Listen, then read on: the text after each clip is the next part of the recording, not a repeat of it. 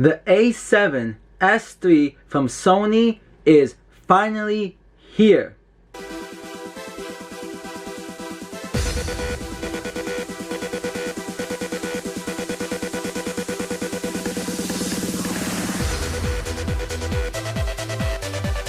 Hello everyone, and welcome back to Next Generation Tech. Now this month has been a crazy month in the camera industry. So many new cameras are coming out, like the R5, the R6, which in my opinion are the best mirrorless cameras on the market. Now yesterday, Sony went and came out with a bang. They announced the long-awaited, heavily rumored A7S III. Now this camera packs a lot of cool features that we are going to get to in this video. So let's see what the A7S III has to offer. If you guys have not already heard, Canon a couple weeks ago came out with the EOS R5 and R6 Pro mirrorless cameras. Now that took a big hit on Sony, and therefore yesterday Sony has announced the release of the long-awaited, heavily rumored A7S III. Now this camera packs in so many great features in the camera that makes this camera well worth it. But before we get into the specs of this camera, I want everyone to know that this camera cannot be compared, in my opinion, to the EOS R5.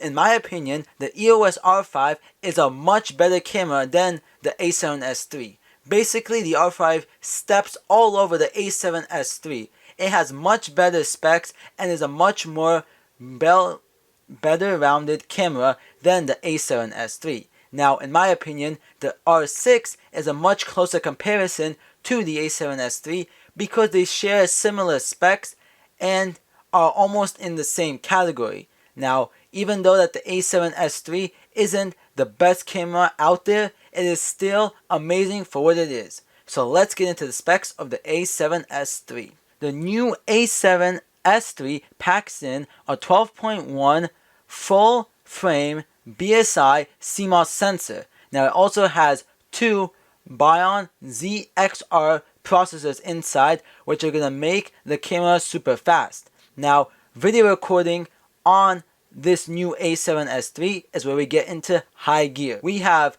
full 4K 60p 16-bit RAW video with HDMI output. Now the A7S III has the full HDMI output, not like the mini HDMI on the R5. Now we also get 4K recording up to 120p with full pixel readout without any pixel binning. Also we get 10-bit 422 with new S-Log3. Now these are some crazy, very capable and awesome specs added to the new A7S III. Now we also do get full high definition 1080p up to 240 frames per second. Now this is amazing for people who want to really get those more cinematic and super slow motion shots in recording mode. Now in every video recording mode you have autofocus, which is a very nice feature. Plus you get improved IAF when you're shooting with the new A7S III. Now Sony did not have amazing touchscreen display for many years. Some of their cameras don't even have touchscreen displays. Now on the other side, Canon had amazing touchscreen displays for a long time. And now finally Sony answered our prayers and added in a touchscreen display to the new A7S III. But they did not stop there. They also added touch focus on the display, plus making the display a very angled display just like on the new ZV-1. Now this camera is going to be ideal for photographers, vloggers, and even videographers because of this new very angled display. In the A7S III, we do get better audio quality from the camera, plus we get stabilization like is on all Sony cameras, but it is much improved. Now we also get the 9.4 million dot EVF. Now they say that this is the best EVF on a camera, period. Now we do not have the A7S III in the studio, so we cannot actually say if that's true, but once we do get the A7S III, we'll be able to see if that EVF is the best in the world. Now on the new A7S III, we get 2 card slots. Now Sony did a clever move by making these card slots compatible with the UHS 2 SD cards plus CF Express Type A cards. Now CF Express Type A are much smaller than CF Express Type B, and therefore they are much faster than regular SD cards, but a little slower than CF Express Type B. Now the Canon EOS R5 is able to take CF Express Type B and 1 UHS 2 SD card. Now on the Sony, being able to either have 2 CF Express A or UHS.2 SD cards is very, very cool, and I believe a very important feature to people who want to have much faster cards. Now we also get a completely new redesigned software interface in the menu. Now this is a big feature that a lot of people were complaining about for many years.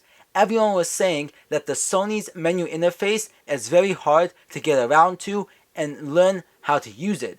They even said that it took them months to get to understand this software interface. Now, while Canon for a long time had the best user interface, the menu system was clean, stripped down, and was easy to understand.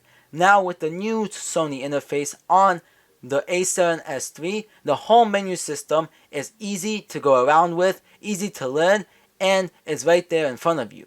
Now, we also do get, with the new A7S III, the new Sony Z battery, which is supposedly 60% better than the older batteries. So you are going to be getting more battery life with your new A7S III. As you may have already heard, the EOS R5 overheats a lot due to its amazing video specs. Now, the A7S III does not come with 6K or 8K recording, but it has passive cooling inside. Now, this is going to make dissipating heat much better, and therefore the A7S III should not overheat.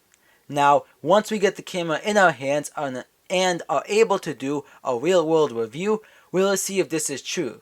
Now, if Sony could make an overheating issue not a problem with this camera, more people are going to go and buy the A7S III than the Canon. Another amazing feature added into the A7S III is USB-C power delivery support. Now what this means is you should be able to hook up your A7S III with a dummy battery to a power bank so you could charge your camera when you're on the go and you're shooting. Now this is an amazing feature for those people who don't want to keep changing out batteries and just want to have a power bank hooked up so they could be gunning, shooting, video recording, doing whatever they need to without having the hassle and thinking about changing their batteries. So here are all of the wonderful specs of the A7S III.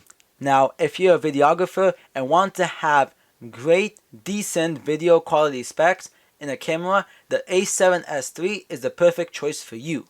But if you're the type of person that wants to have the best of the best a camera could offer, then you wouldn't be looking at this camera, and I would recommend you take a look at the EOS R5 because it stomps all over in terms of video on the A7S III. Now that's just my opinion. Once we get the cameras in the real world and we start doing some video comparisons, we'll actually see if the EOS R5 is better than the A7S III. Now in terms of photos, the A7S III is not the best due to the fact that it only has a 12 megapixel sensor.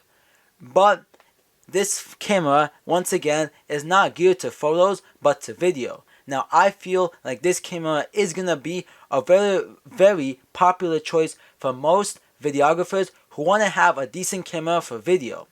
Now there's a lot of things that this camera offers that are amazing, and another thing that might be good for some people is the price. Now the A7S III comes at $3,400, and now that price is on the borderline of the R5 because the R5 comes in around $3,800.